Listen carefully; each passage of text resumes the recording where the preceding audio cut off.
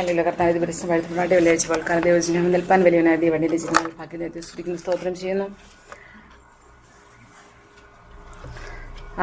ഒന്നിനെക്കുറിച്ചും വിചാരപ്പെടരുന്നുള്ള ഒരു വിഷയത്തെക്കുറിച്ച് അല്പം വരെ എൻ്റെ കഴിഞ്ഞ ദിവസങ്ങളിലൊക്കെ എൻ്റെ ജീവിതത്തിൽ ദൈവം എന്നെ ചിന്തിപ്പിച്ച കുറച്ച് കാര്യങ്ങൾ മാത്രം പറഞ്ഞ് ദൈവത്തിന് ഇരിക്കാൻ ആഗ്രഹിക്കുന്നു. അതിനാധാരമായി നമുക്കൊരു വാക്യം വായിക്കാം. മത്തായി 6:34.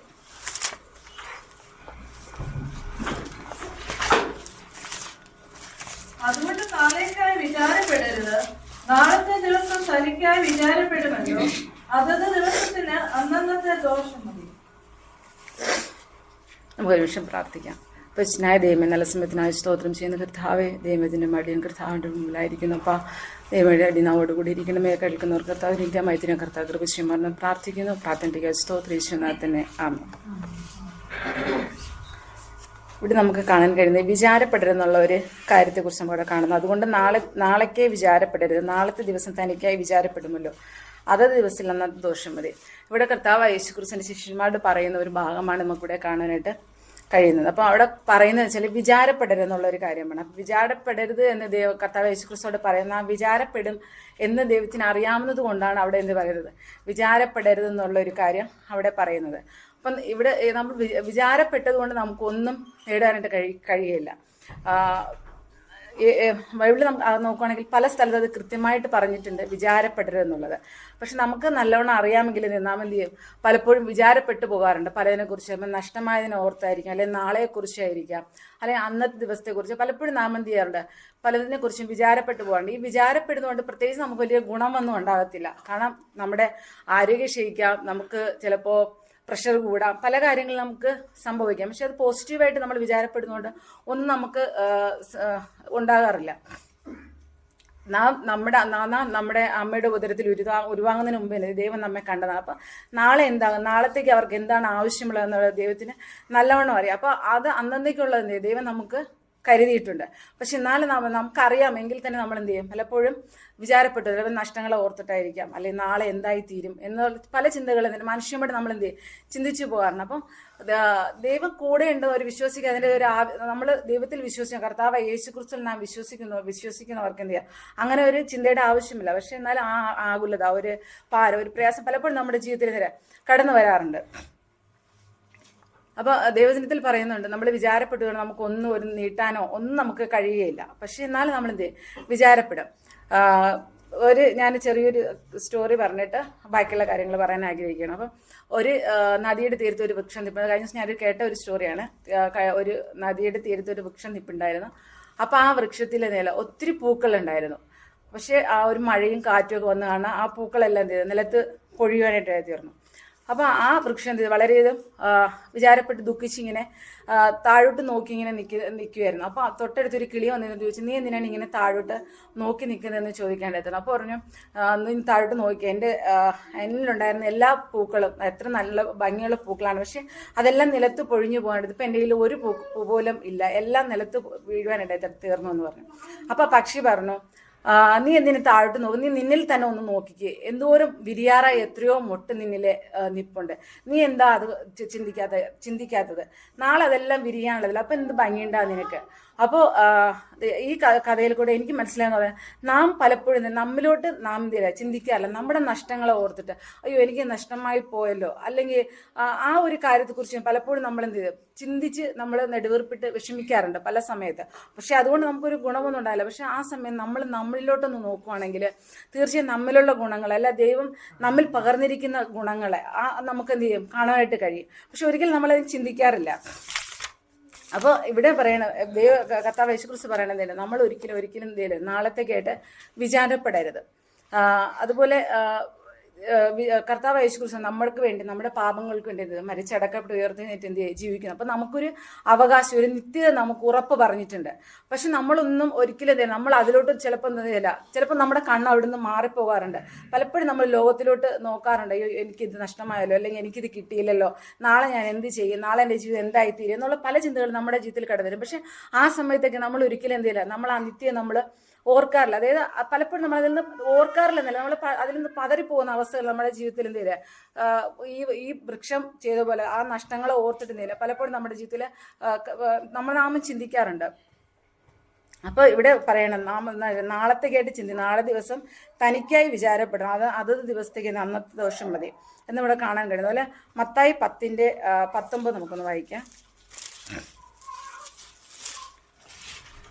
എന്നാൽ നിങ്ങളെ ഏൽപ്പിക്കുമ്പോൾ എങ്ങനെയോ എന്തോ പറയേണ്ടു എന്ന് വിചാരപ്പെടേണ്ട.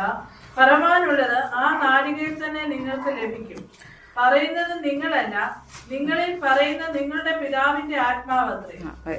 അപ്പൊ ഇവിടെ നമുക്ക് കാണാൻ കഴിയുന്ന കർത്താവ് യേശുക്രിസ്തു ശിഷ്യന്മാരോട് പറയുന്നത്, അവരെന്ത് ചെയ്ത് അതിന് മേളിലെ വാക്യം കാണാൻ കഴിയുന്നത്, ചിന്നായക്കടനൊടിയിൽ ആടിനെ പോലെ ഞാൻ നിങ്ങൾ അയക്കുന്നു. അപ്പൊ അവിടെ എന്ത് ചെയ്യുന്നത്, അവിടെ പറയണ ആ വാക്യങ്ങളിൽ കൂടെ താഴോട്ട് പറയുന്നതാണ്, നിങ്ങൾ വിചാരപ്പെടേണ്ട. ചിലപ്പോൾ നമ്മൾ പലപ്പോഴും കഴിഞ്ഞ ദിവസം ഇത് എൻ്റെ അനുഭവത്തിൽ കൂടി ഞാൻ പറയുന്ന കാര്യങ്ങളാണ്. അപ്പം 1-2 കാര്യങ്ങൾ ഞങ്ങളുടെ ജീവിതത്തിൽ കടന്നു വന്ന സമയത്തും എന്ത് പറയും, ഞാൻ എങ്ങനെയാണ്, എന്ത് പ്രവർത്തിക്കും. പക്ഷെ അവിടെ എന്ത് ചെയ്യും, ദൈവത്തിന്റെ കരുതൽ പലപ്പോഴും നമുക്ക് കാണാം. നാം ദൈവത്തിൽ ആശ്രയിക്കുകയാണെങ്കിൽ, അപ്പൊ ഇവിടെ പറയാണ് അത് എന്ത് പറയേണ്ടോ എന്നുള്ളതല്ലേ നമുക്ക് നമ്മിൽ പ്രവർത്തിക്കുന്ന ആത്മാവുണ്ട്.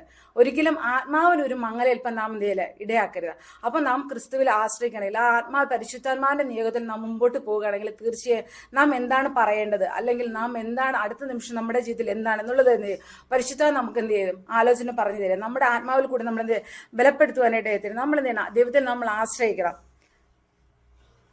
അപ്പോൾ പലപ്പോഴും നമ്മുടെ ജീവിതത്തിൽ, എൻ്റെ ജീവിതത്തിൽ നോക്കുകയാണെങ്കിൽ ഞാൻ ചിലപ്പോൾ ചിന്തിക്കാം, ഡ്യൂട്ടിക്ക് പോകുന്ന സമയത്തൊക്കെ ചിലപ്പോൾ ചിന്തിക്കാറുണ്ട്. അവിടുത്തെ ഓരോ കാര്യങ്ങൾ വരുമ്പോൾ ഞാൻ ചിന്തിക്കും എന്താണ് ഞാൻ പറയേണ്ടത്. പക്ഷേ എനിക്കറിയത്തില്ല ആ സമയത്ത് ഞാനാണോ പറയുന്നത്, എന്നിൽ വേറെ ആരെങ്കിലും പറയുന്നതാണെന്ന് അറിയത്തില്ല. ആ തക്ക സമയത്ത് എന്താണോ ആ പറയേണ്ടതെന്നുള്ളതിൽ ചിലപ്പോൾ 2 ദിവസം മുമ്പേ ഞാൻ അതിനെക്കുറിച്ച് ചിന്തിക്കാറുണ്ട്, അയ്യോ ഞാൻ എന്താ പറയേണ്ടത്, അങ്ങനെ വിചാരപ്പെട്ടത് പ്രഷർ അടിക്കും. പക്ഷെ നമ്മൾ ചിന്തിക്കുന്നതൊന്നും അവിടെ പറയത്തില്ല. ആ സമയത്ത് ദൈവം നമുക്കത് നൽകി തരുവാനായിട്ട് എത്തില്ല. അപ്പം നാം ഈ വിചാരപ്പെട്ടത് കൊണ്ടൊന്നും ഒരു കാര്യവും നമ്മുടെ ജീവിതത്തിൽ ഒരു പോസിറ്റീവ് ഉണ്ടാകുന്നില്ല. പക്ഷേ എല്ലാം അന്നന്ന് ദൈവം എന്ത് ചെയ്യും, നമുക്ക് അന്നുള്ള നൽകി തരുവാനായിട്ട് ഇടയെത്തീരും. നോക്കുകയാണെങ്കിൽ ഇസ്രായേൽ മക്കളുടെ ജീവിതം നോക്കുകയാണെങ്കിൽ, ഇസ്രായേൽ മക്കൾ ആ പോകുന്ന സമയത്ത്, മിസ്രൈമിൽ നിന്ന് പോകുന്ന സമയത്ത് ആ മാറയെ മധുരമാക്കുന്ന ഒരു വൃക്ഷം എന്ത് ചെയ്ത്, അത് മുന്നമേ ദൈവത്തിന് അറിയാമായിരുന്നു. അതുപോലെയാണ് നാം ഓരോരുത്തരും ജനിക്കുന്നതിന് മുമ്പ് തന്നെ നമ്മുടെ ഗർഭത്തിൽ ഉരുവാകുന്നതിന് മുമ്പേ അത് നാളത്തേക്ക് എന്താകണം, അല്ലെങ്കിൽ എന്താണ് അവരുടെ ആവശ്യം എന്നുള്ള ദൈവം എന്ത് നമ്മളെക്കാളും മുമ്പേ ദൈവത്തിന് നല്ലവണ്ണം കൃത്യമായിട്ട് ദൈവത്തിന് അറിയാം. അത് ഓരോ ദിവസം ദൈവം നമുക്കത് നൽകി തരിക തന്നെ ചെയ്യും. അപ്പോൾ അതുപോലെ തന്നെ ഇവിടെ പുറപ്പാട് 4:12 അവിടെ കാണുന്ന മോശയുടെ, അതായത് മോശ എന്ത് ചെയ്ത് ആ ഇസ്രായേൽ മക്കളെ വിടിവിക്കുന്നുണ്ട്, ഫറവോന്റെ അടുത്തിൽ പറഞ്ഞു വിടുന്ന അവസ്ഥയാണ്. അപ്പൊ അവിടെ പോകുന്നത് ആ സമയത്ത് മോശ ദൈവത്തോട് പറയുന്നുണ്ട്, ഞാൻ എന്താ പറയുക, ഞാൻ വിക്കനാണ്, തടിച്ച നാവുള്ളവനാണ്, എനിക്ക് അതിന് പറയേണ്ട സാമർഥ്യമില്ല. അപ്പൊ ദൈവം പറയണത് നീ പൊക്കോ, പക്ഷെ ഞാൻ നിന്നോട് കൂടെ എന്ത് ചെയ്യും, ഞാൻ നിന്നോട് കൂടെ, നിന്റെ നാവോട് കൂടെ ഇരിക്കുമെന്ന് പറയാനായിട്ട് ഇടയായിത്തീർന്നു. അപ്പൊ അവിടെ മോശ തന്റെ കുറവുകളെ പറയുകയാണ്, ഞാൻ ഇങ്ങനെയുള്ളൊരു വ്യക്തിയാണ്, എനിക്ക് സംസാരിക്കേണ്ട സാമർഥ്യമില്ലെന്നൊക്കെ പറയണം. പക്ഷെ ആ ഒഴിവുകൾ പറഞ്ഞിട്ട് ദൈവം പറയണത്, ഞാൻ നിന്നോട് കൂടെ ഇരിക്കും, നീ പോണം, നീ അദ്ദേഹത്തെ വിടിവിക്കണമെന്ന് പറയാനായിട്ടിരുന്നു. അപ്പൊ നമുക്ക് പല കാര്യങ്ങളും ദൈവം നമ്മോട് സംസാരിക്കുന്ന സമയത്തൊന്നുമില്ല നാം ഇപ്പൊ എൻ്റെ ജീവിതത്തിലാണ് ഞാൻ പറയാറുണ്ട്, എനിക്കതിന് പറ്റത്തില്ല, പല ടെൻഷനുണ്ട്, പല പ്രശ്നങ്ങളുണ്ട്, അപ്പൊ ഇത് പറ്റില്ല. പക്ഷെ എന്നാലും എന്ത് ചെയ്ത് ദൈവം പറയണത് നീ അത് ചെയ്യണം. നമ്മൾ ചിലപ്പോൾ പലതും മാറിയിരിക്കുന്നത്, കഴിഞ്ഞ ദിവസങ്ങളിലൊക്കെ ഞാൻ നഷ്ടപ്പെട്ട സമയങ്ങൾ ഓർത്ത് ഞാൻ വിചാരപ്പെടാറുണ്ട്. ഓരോ പ്രശ്നങ്ങൾ വരുമ്പോൾ നമ്മൾ മാറിയിരിക്കും, ഞാൻ എങ്ങനെയാണ്, ഞാൻ എങ്ങനെയാണ് മെസ്സേജ് പറയുന്നത്, അല്ല ഞാൻ എങ്ങനെയാണ് ആ വ്യക്തിയോട് സുവിശേഷം പറയുന്നത്, എൻ്റെ ജീവിതം എങ്ങനെയല്ലേന്ന്. പക്ഷെ കഴിഞ്ഞ ദിവസം ദൈവം എന്നോട് ഇടപെട്ട ഒരു കാര്യമാണ്, എന്താ, നാം മുന്നിട്ടിറങ്ങണം. നാം പറഞ്ഞു കഴിഞ്ഞാൽ അത് നമ്മുടെ വായിൽ നിന്ന് വരുന്ന വാക്ക് അവിടെ ദൈവം പ്രവർത്തിക്കാനായിട്ട് തീരും. ഒരിക്കലും അവരുടെ ജീവിതത്തിൽ ഇതാണ്, അല്ല ഞാൻ നേരിടുന്ന പ്രതിസന്ധി ഇതാണ്, ഞാൻ എങ്ങനെ അവരോട് സംസാരിക്കും എന്നൊരിക്കലും നമ്മൾ ചിന്തിക്കാൻ പാടില്ല. നമ്മൾ എന്ത് ചെയ്യണം, മുന്നിട്ടിറങ്ങണം. നാം ഇറങ്ങി നമ്മുടെ വായിൽ കൂടെ ദൈവം തരുന്നത് സംസാരിക്കുകയാണെങ്കിൽ തീർച്ചയായും ദൈവത്തിന്റെ പ്രവൃത്തി നമുക്ക് അവിടെ കാണാനായിട്ട് കഴിയും. ഇവിടെ മോശയും അതിനെ ഒത്തിരി ചിന്തിപ്പിച്ചിട്ടാണ്. മോശ പറയണത്, ഞാൻ വിക്കനാണ്, തടിച്ച നാവുള്ള സാമർഥ്യമില്ലാത്തവനാണ്. പക്ഷെ അവിടെ പറയണം, ദൈവം പറയണം, നീ പോകണം, ഞാൻ നിന്നോട് കൂടെ ഇരിക്കും. അതുപോലെയാണ് പല വാഗ്ദത്തങ്ങളും ദൈവം നമുക്ക് നൽകിയിട്ടുണ്ട്, ഞാൻ നിന്നോട് കൂടെ ഇരിക്കും, നീ പോകണം. പക്ഷെ നമ്മൾ എന്ത് ചെയ്യും, പലപ്പോഴും പുറകോട്ട് പോവുകയാണ്, അയ്യോ അല്ലെങ്കിൽ ഞാൻ സംസാരിച്ചാൽ അവരെന്താ ചിന്തിക്കുക, ഇതേക്കുറിച്ച് വെറുതെ നമ്മൾ എന്ത് ചെയ്യും, വിചാരപ്പെട്ട് എന്ത് ചെയ്യും, നമ്മുടെ ആരോഗ്യത്തെ അല്ലെങ്കിൽ ചിലപ്പോൾ നമ്മുടെ ആത്മീയ ജീവിതത്തിൽ എന്ത് ചെയ്യും പുറകോട്ട് പോകുന്ന അവസ്ഥകൾ നമ്മുടെ ജീവിതത്തിൽ കടന്നു വരും. പക്ഷെ ദൈവത്തിന് അറിയാൻ, കർത്താവ് യേശുക്രിസ്തുവിനെ അറിയാം വിചാരപ്പെടുന്നുള്ളൂ. അതുകൊണ്ടാണ് പല വാണിങ്ങളും പലതും എന്ത് ചെയ്ത് പലതിൽ കൂടി പല ഉപമകളിൽ കൂടി അല്ലെങ്കിൽ ശിഷ്യന്മാരോട് പറയുന്നത്, അതെല്ലാം നമ്മോട് സംസാരിക്കുന്നത് പറയുന്നത് നമ്മൾ വിചാരപ്പെടും. നമ്മൾ വിചാരപ്പെട്ടതുകൊണ്ട് നമുക്കൊന്നും ചെയ്യാൻ കഴിയില്ല. പറയണം, ഒന്ന് കൂട്ടുവാനോ ഒന്നിനും നമുക്ക് എന്തില്ല കഴിയില്ല. നാം ആ ആ വിചാരം, അതായത് എന്തെങ്കിലും കാര്യങ്ങൾ നമ്മുടെ ഉള്ളിൽ സമയത്ത് നാം പരിശുദ്ധാത്മാവ് നമ്മളെ ഏൽപ്പിച്ചു കൊടുക്കുക, അത് കർത്താവിൽ നമ്മൾ ഏൽപ്പിച്ചു കൊടുക്കുക, തീർച്ചയായും ദൈവം നമ്മൾ നിലനിർത്താനെടുത്തത്. പലപ്പോഴും ഞാൻ ചിന്തിച്ചിട്ടുണ്ട് എങ്ങനെ നിലനിൽക്കും എന്നുള്ള കാര്യം. പക്ഷേ അവിടെ ദൈവത്തിൻ്റെ കരുതൽ കാണുവാൻ പലപ്പോഴും എനിക്ക് കഴിഞ്ഞിട്ടുണ്ട്. പണ്ട് ഞങ്ങളുടെ ഭവനത്തിലിങ്ങനെ ഒരു വഴക്കോ അല്ലെങ്കിൽ ഉറക്കമുള്ള ഒരു സംസാരം കേട്ട് കഴിഞ്ഞാൽ ഉടനെ അത് ഒരു ഭയമാണ് ഞങ്ങളുടെ ജീവിതത്തിൽ. വീട്ടിലാണെങ്കിലും ഇങ്ങനെ പപ്പായും അമ്മയാണെങ്കിൽ ഉറക്കം അങ്ങനെ സംസാരിച്ച് ഞങ്ങൾ കേട്ടിട്ടില്ല. പുറത്തുകൂടി വഴിയാ ആരെങ്കിലും പോയാലും ചെയ്യുന്നത് ഈ സംസാരം കേൾക്കുന്ന സമയത്ത് പപ്പായോട് പറയും അകത്ത് കയറിക്കോളം വേണ്ടി ഞങ്ങളെ കഥ അടയ്ക്കും. അതുപോലെ ഒരു അനുഭവമായിരുന്നു. പക്ഷേ അത് കഴിഞ്ഞിട്ട് ഓരോ പ്രശ്നങ്ങൾ, ഓരോ വിഷയങ്ങൾ ജീവിതത്തിൽ കടന്നു വന്ന സമയത്ത് ഇതൊക്കെ കേൾക്കുമ്പോഴും ഞാൻ ചിലപ്പോൾ ചിന്തിക്കാണ്ട് എങ്ങനെ നിന്ന് പോകുന്നുള്ളൂ. പക്ഷേ ദൈവത്തിൻ്റെ കൃപ ഒന്ന് മാത്രമാണ് നാം നിന്ന് പോകുന്നത്. ഒരിക്കലും നമ്മൾ ചിന്തിക്കുന്നതിനപ്പുറമായിട്ട് ദൈവം നമ്മുടെ ജീവിതത്തിൽ പ്രവർത്തിക്കാനിടയായി തീരും. നാം ദൈവകരങ്ങൾ ഏൽപ്പിച്ചു കൊടുത്താൽ മാത്രം മതി. അതുപോലെ ഒരു വാക്യം വായിക്കുക, ലൂക്കോസ് 21:14-15.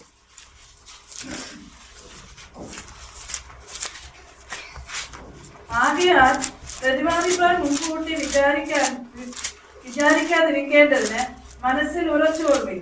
നിങ്ങളുടെ എതിരികൾക്ക് ആർക്കും ചെറുപ്പാനോ എതിർപ്പ് പറവാനോ കഴിയാത്ത വാക്കും ജ്ഞാനവും ഞാൻ നിങ്ങൾക്ക് തരും. എന്നാൽ അമ്മയപ്പന്മാരും സഹോദരന്മാരും ചാർച്ചക്കാരും ചങ്ങാതികളും നിങ്ങളെ ഏൽപ്പിച്ചു കൊടുക്കുകയും നിങ്ങളിൽ ചിലരെ കൊല്ലിക്കുകയും ചെയ്യും. എന്റെ നാമനിമിത്തം എല്ലാവരും നിങ്ങളെ പകയ്ക്കും. നിങ്ങളുടെ തലയിലെ ഒരു രോമം പോലും നശിച്ചു പോകയില്ലാതാനും നിങ്ങൾ ക്ഷമ കൊണ്ട് നിങ്ങളുടെ പ്രാണനെ നേടും. മതി.